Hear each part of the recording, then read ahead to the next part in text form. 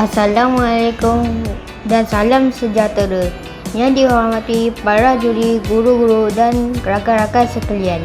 Nama saya Haji Rashad bin Karol Amri, murid tahun 6 dari Sekolah Kebangsaan Rembang Panas. Hari ini saya ingin membentangkan projek World Minecraft saya. Dalam projek ini, saya telah membina beberapa tempat menarik di negeri Kedah.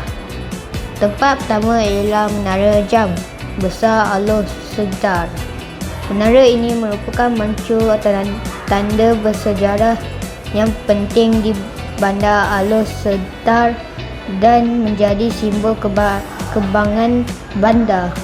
Tempat ini berkaitan dengan SDG Sustainable Cities and Communities kerana ia melambangkan pemeliharaan mengguna bangunan bersejarah dalam bangunan bandar. Seterusnya ialah Kampung Padi. Kedah dikenali sebagai jelapan padi Malaysia kerana mempunyai kawasan sawah padi yang luas. Saya membina suasana kampung dengan sawah padi yang menghijau untuk menunjukkan kehidupan petani. Ini berkaitan dengan SDG No Profit kerana sektor petani membantu meningkat pendapatan penduduk dan sumber makanan negara.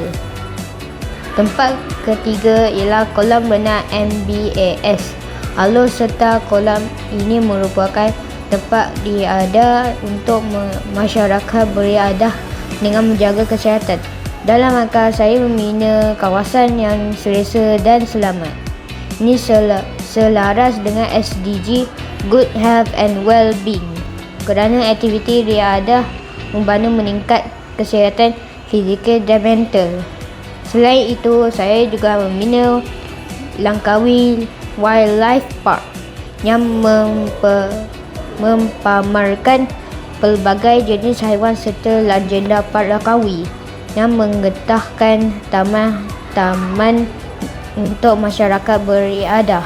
Kesimpulannya, projek World Minecraft ini membantu saya memahami tempat menarik di Kedah serta pentingan pembangunan bandar, pertanian dan kesihatan dalam kehidupan seharian.